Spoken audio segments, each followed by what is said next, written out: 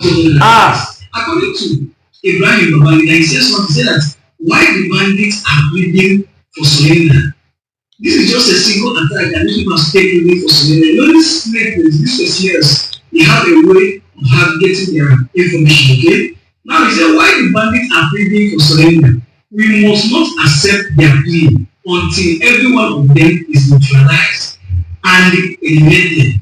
Afterward, I expect the military. I want you to underline that place. Afterward, I expect the military to invite negotiators and sympathizers like Sheikh.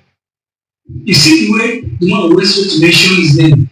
I expect the military to invite negotiators and sympathizers like Sheikh and the other subordinates for comprehensive questioning. Guys, this is coming from a major general.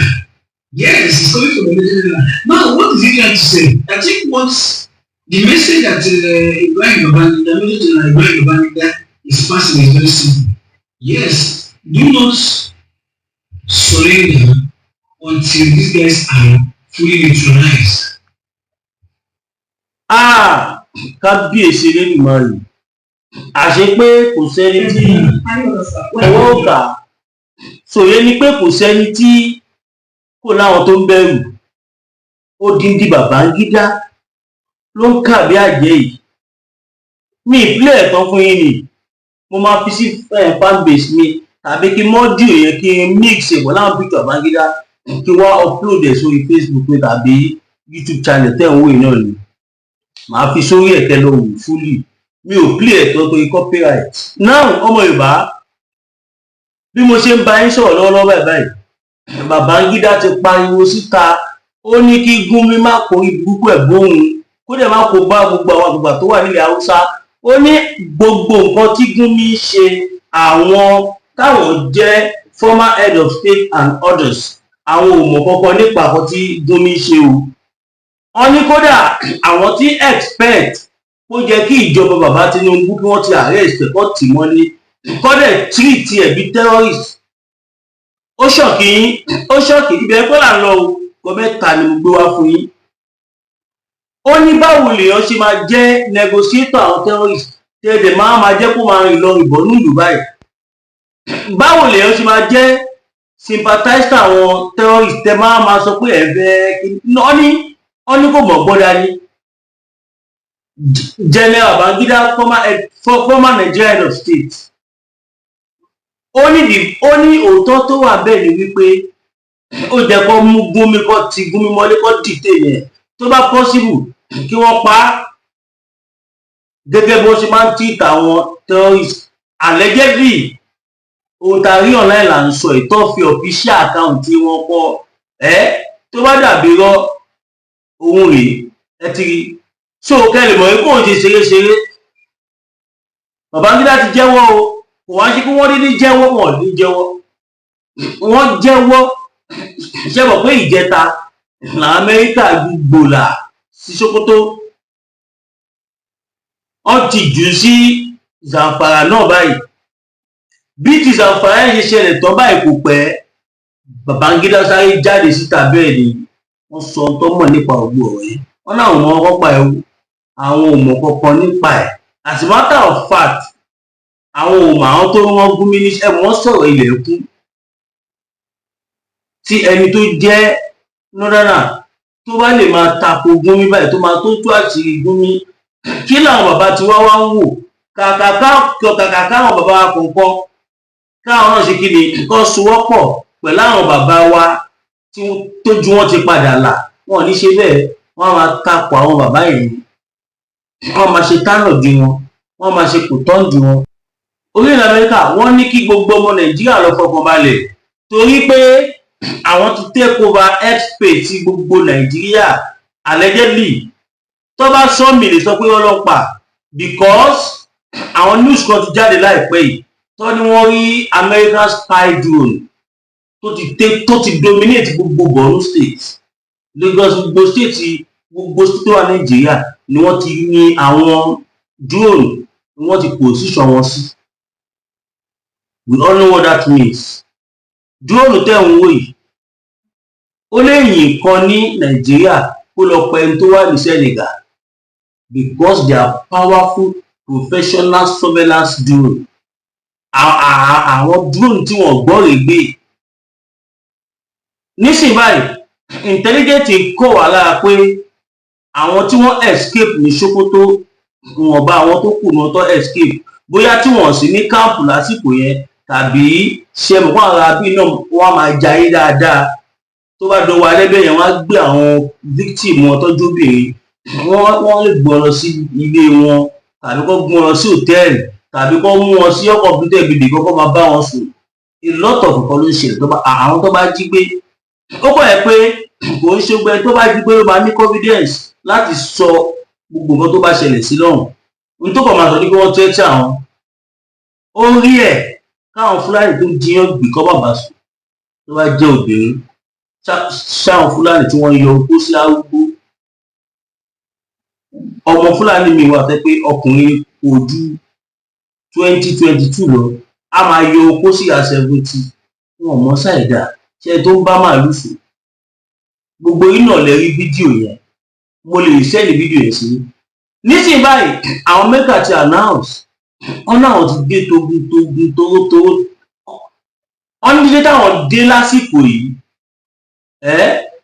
àwọn máa make sure pé àwọn jẹ́ kí rate terrorism kó bọ́ sí 0 pé kò ní sẹ́ni tó máa gbọ́ kankan tó jọ mọ́ bẹ́ẹ̀ mọ́ lásìkò táwa ẹ̀ wọ́n ní pàápàá jùlọ nígbà tí Nàìjíríà ti ṣèkọ́ táwọn fẹ́ kí nìkan tí wọ́n fẹ́ wọ́n ní gbogbo àwọn Fúlàní terrorist tó wà ní ìjọba bàbá Tinubu wọ́n ní kí bàbá Tinubu yọ ogun wọn kúrò bàbá Tinubu dẹ̀ ṣe gbogbo tí wọ́n sọ. Meanwhile ọ̀pọ̀lọpọ̀ àwọn èèyàn ń rò pé bàbá Tinubu mọ̀ nípa àbọ̀tá Amẹ́ríkà wá ṣe bàbá ńlá rò ní ẹ̀bọ́lẹ̀ bẹ́ẹ̀ bàbá Tinubu mọ̀ nípa as a matter of fact gan kábàlẹ̀ benefit of doubt kúrò èmi lè believe pé bàbá Tinubu gan ló sunkún lọ bá Amẹ́ríkà yes ṣe òpó àwọn máa ń sọ pé CIA Amẹ́ríkà ni bàbá Tinubu wọ́n máa ń sọ dáadáa Central Investigation Department or something like that ṣá àti ìgbọ́ tipẹ́tipẹ́ now àwọn àgbààgbà terrorist ti bèlú lẹ́ o Borno níṣẹ́ kàn báyìí àwọn Fúlàní terrorist wọ́n escape ní Zamfara tó escape ní Sokoto wọ́n ti sá lọ sí wọ́n ti wà ní information ti kọ Amẹ́ríkà lára pé wọ́n ti wà ní Borno báyìí wọ́n ti wà nínú reserve forest Borno òun ló jẹ́ wípé drone tó dá sí Nàìjíríà ìyí tó wà ní Borno nìkan ó lé 3,000 ọkọ̀ gbàgbó airspace nísìnyí báyìí no flight zone ní Borno báyìí no flight zone ni. Nígbà tá à ń pariwo ẹ jẹ́ kí Trump wá àwọn ọmọ àlè Yorùbá kan oúnjẹ tó ti gbá àwọn èèyàn Yorùbá lè sọ ẹ wo system tí wọ́n ti gbé wọlé sí ẹ ti gbá àwọn ọmọ Yorùbá fine Ọlọ́run tí wàá gbé àwọn èèyàn tí wọ́n rẹ́dí láti iṣẹ́ dìde olórí burúkú yìí tún takò wọ́n ṣe débi pé wọ́n tún lọ parọ́ fún àwọn èèyàn pé bàbá kí tó yẹ ní ọ̀sẹ̀ Ọlọ́run máa bá ti gbogbo yín jẹ́ àrùn tí ń jégéjégé gbogbo ẹ̀yọ̀ ọ̀tá ọmọ Yorùbá I'm not directing my own to anybody ẹni tó bá lè sọ pé òun ń bá wí ìwọ mò ń bá wí ohun tí aláìyá ẹ bá lè ṣe ká gbọ́ ká wá gbé ẹ sáré nonsense arrant nonsense ọmọ Yorùbá Borno iṣẹ́ kàn báyìí mo kàn ń rẹ́rìn-ín àwọn èèyàn tí wọ́n ń sọ̀rọ̀ láti Borno state wọ́n nítorí boy dominate airspace Benin no movement ní gbogbo Borno wà báyìí níṣẹ́ pé kódà Fúlàní tó ń da màálù tó bá lọ ṣe mistake ìdí àdámú ó lọ́lẹ̀ yìí nìyẹn because president America mo sọ ọkọ fáwọn èèyàn mo ní catholic America to fly drone submarine tó ti máa wọlé ti máa yapa ṣùgbọ́n àwọn èèyàn mọ̀ wọ́n ní irọ́ ni kò ní mírìn pé drone lóòótọ́ drone lè wà láti Amẹ́ríkà láìsí bẹ́ẹ̀ni kan púpọ̀ tó ẹ̀ but mo fẹ́ kẹ́ mọ̀ wípé submarine l'Amẹ́ríkà máa ń sábà lò tó bá fẹ́ lọ kógun jà. Submarine ló máa ń lò tó bá àwọn tó bá kọ́ jà sí nìkan ló máa já sí.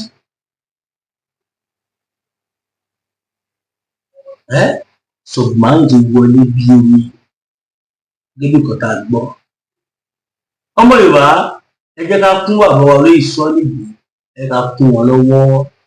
Àsìkò tó níbi wa lélẹ́yìí, àsìkò tèmi ọmọ yín máa bí tèmi náà níbi nídìí lélẹ́yìí, ẹ fún wa support, ẹ má jẹ́ kó bí tì wá.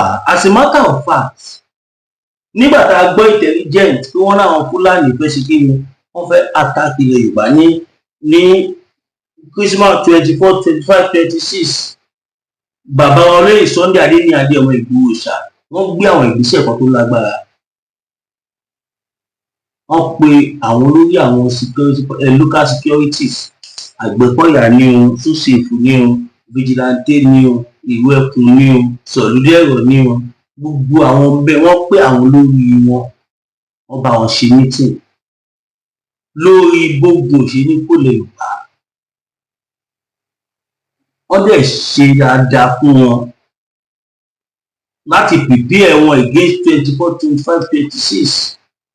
Àfi bí n pé olóyè Sunday Igboho ti rí tó fẹ́ ṣẹlẹ̀. Ẹ wá wò ní sìn àwọn wèrè tó ní ká má jẹ́ ká Amẹ́ríkà wáyé. Ẹ wo àkàrà àtàmẹ́ríkà jùlẹ̀ tó jùlẹ̀ ti Sokoto to neutralize more than 4,000 terrorists.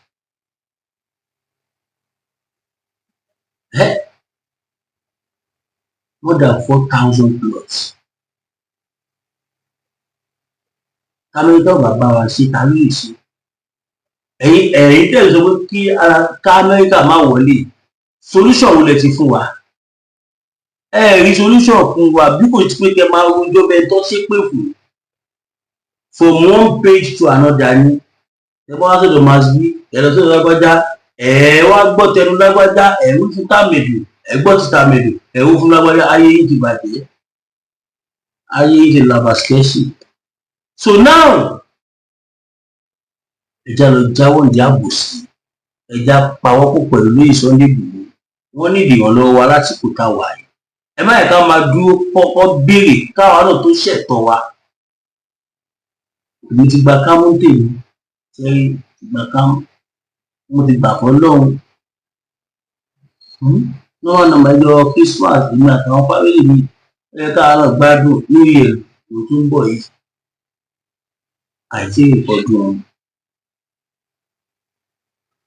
Àti ìpọ̀jù. Kẹ́yìn tó lọ bá bùkún fún ìtẹ́lẹ̀ fún wa ní ìpọ̀jù tó bọ́ sí pèrè kẹta tó kù 021 41 68704 021 41 68704 021 41 68704 GTB Williams Olúwatótì Ìyálómáyé. Fẹ́yìn tí wọ́n fẹ́ bá wa sọ one or two things kó tó di pa bọ́sì pèrè kẹta bóyá fẹ́ gbé polówó ọjà fún wa àbẹ́fẹ́ bá wa sọ̀rọ̀ kan àbẹ́fẹ́ kó wa ṣàkíyèsí àbẹ́ sẹ́ndì owó sọlẹ́ fún wa receipt ẹ̀rì contact wa lórí +229 01 57 74 79 70 +229 01 57 74 79 70 tàbí 081 76 03 4216 081 76 03 4216. Ẹ bá pè ní direct call a máa ring bọ̀ máṣíìnì máa gbé. Ó bẹ́tà tẹ́ máa pè direct WhatsApp nìkan either voice call, video call, text message, audio message, video gbogbo wa welcome. You are highly welcome.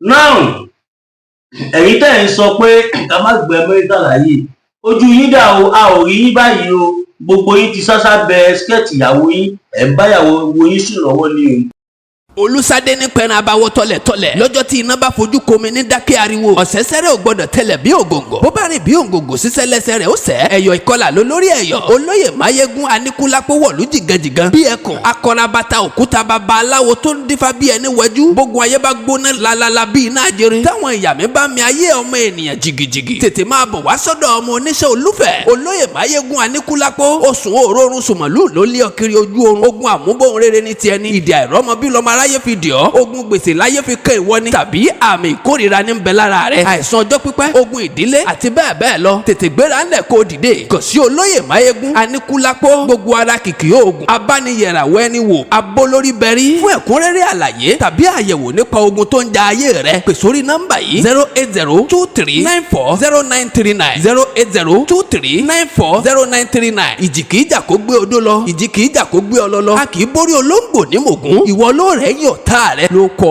lọ́wọ́. bitter tea ẹkùn tí ń wọ̀yá àjà pẹ̀lú àwọn kíndìnrín tó ní stone nínú ìyẹn kidney stone yóò mẹ́ẹ̀tì ẹ̀ tẹ́sí yádànù nínú àgọ́ ara yín òun kan náà ló ṣiṣẹ́ fún liver ìyẹn àìsàn jẹ̀dọ̀jẹ̀dọ̀ a sì tún máa ṣiṣẹ́ fún ààtì ìyẹn ìṣòro àìlèmí sókè sódò dáadáa láàólà bitter tea ló tún ṣiṣẹ́ fún ìfúnpá gíga ìyẹn high blood pressure bákan náà gbogbo ẹ̀yin tẹ́ ẹ bá ní ìṣòro ìsétọ̀ tí a mọ̀ sí prostate cancer gbogbo àwọn àìsàn tá a là kalẹ̀ yìí pátápátá òun ni láàólà abá bitter tea yóò bá wà yá àjà ìṣòro ara ríro ńkọ́ láàólà bitter tea òun ni kẹ́ ẹ gbẹlura láti wá rí egbòogi láàólà bitter tea rà àbí tẹ́ ẹ bá fẹ́ mọ ibi tí wọ́n tẹ̀dó sí ẹ mẹ́sàgì wọn lórí àwọn whatsapp numbers yìí +447-4245-27137 àbí àwọn Nigeria numbers yìí 08033194355 tàbí 08026265000 kò bára rí ẹ̀rí inú ẹ̀jẹ̀ ti kàn jẹ̀gbọ̀n lọ́wọ́ láàólà bitter tea gbẹlura kò rí yàtọ̀ bẹ̀. àwọn information kan wá ń tẹ̀ wá lọ́wọ́ nísìnyí wọ́n ní àwọn jàǹdùkú tó pé àwọn ní mùsùlùmí tọ́jà kàtàkì tí ní ògùn sí àwọn èèyàn tí wà ó wọ́n ní wọ́n ti fún àwọn kìrìsìtẹ́nì tó wà nílẹ̀ haúsá lọ́dún ní ọjọ́ mẹ́ta kọ́ lọ fi bá Donald Trump kọ́ filẹ̀ àwọn lẹ̀ kọ́ lọ bá Donald Trump kí wọ́n lọ máa gbé pẹ̀lú Donald Trump. ó dà bẹ́ẹ̀ ẹjọ́ yín kọ́ ẹjọ́ àwọn èèyàn wa ni táwa ti pèsè àkíyèsí tipẹ́tipẹ́ pé ẹ kú ilẹ̀ haúsá ẹ máa bọ́ ilẹ̀ Yorùbá tẹ bá tiẹ̀ wà ní property nílẹ̀ haúsá ẹ kọ́kọ́ sáfẹ̀mí yín ná. You know these people don't reason like normal human being. Wọ́n máa ń ronú bí ẹranko ni. Ìtí wọ́n dẹ̀ fi yàtọ̀ sí ẹranko náà bẹ́ẹ̀ tó kọ̀ọ̀kan. Kí la wá ń jẹ àwa yà fún? Kí la jẹ àwa yà fún? Ẹ má bọ̀ lé. Tí ìlú wọn bá da àwọn kan ò ní fi ìlú wọn lẹ̀. Ọmọ pé àwọn ẹ wò ọmọ Yorùbá Ọlọ́run bá yín ṣe ni o. Ẹ máa bọ̀ nílé torí ẹ̀ mo fẹ́ mẹ́kì àwọn àkàrígbẹ́ǹtì kan bóyá máa arrange committee of 5 to 10 people a máa gba donation online àwọn tó bá fẹ́ wáyé láti ilẹ̀ haúsá a máa send owó sí wọn wọ́n á máa fi wálé wọ́n á dẹ̀ wá confirm ohun mi kì í ṣe something like that tó bá yẹ kó mo lówó lápò ara mi at least tí bá bù tó bá kéré mo sì ní more than 50 to 70 people tó jẹ́ pé owó mọ́tò ló dá wọn dúró wọ́n ti fẹ́ sá padà sílẹ̀ Yorùbá tipẹ́tipẹ́ ní ìbílẹ̀ wọn ọ̀pọ̀lọpọ̀ wọn ti use mọ́lẹ̀ haúsá débi wípé kò síbòmí tí wọ́n lè gbé ìrọ́dẹ̀ ni kò síbòmí tí wọ́n lè gbé ó kàn ń rí bẹ́ẹ̀ ni pé wọ́n ti kúrò àwọn tí ogun kó ní Maiduguri ìjọ kìíní àná tí wọ́n sá wálé ni wọn bá tó escape ni wọn délé ju káwọn fúlẹ̀ bá bẹ̀rẹ̀ sí ní pa yín lọ wọn ti fún wọn ọjọ́ mẹ́ta báyìí can you imagine ọjọ́ mẹ́ta péré tí Yorùbá ò lè ṣe fẹ́ yín bíbá ẹ̀ wọ́n ṣe kínní yẹn ní bí 2016 kan ni nǹkan tó ti ṣe ìgbéyìn nísìnyí báyìí tí Fúlàní bá pa àwọn èèyàn wa àdígbà o bàbá Tinubu ẹ bá dá sọ́rọ̀ yìí kẹ́ sọ fún àwọn ẹbí Ṣẹ̀tìmà ẹ sọ fún àwọn ẹbí Sultan Sokoto yìí àwọn Fúlàní terrorist ẹ sọ fún kó bá àwọn ọmọ wọn sọ̀rọ̀ àìjẹ́ bẹ́ẹ̀ àwọn tó ní ilé ayé á gbé wọn nù ilẹ̀ alánú báyìí á dẹ̀ gbé wọn nù. Yorùbá ò ṣe fi ṣeré o, Yorùbá à ṣe fi ṣeré, à kì í ṣe ẹ̀yà jakujaku, ẹ̀yà tó command the respect ni wá.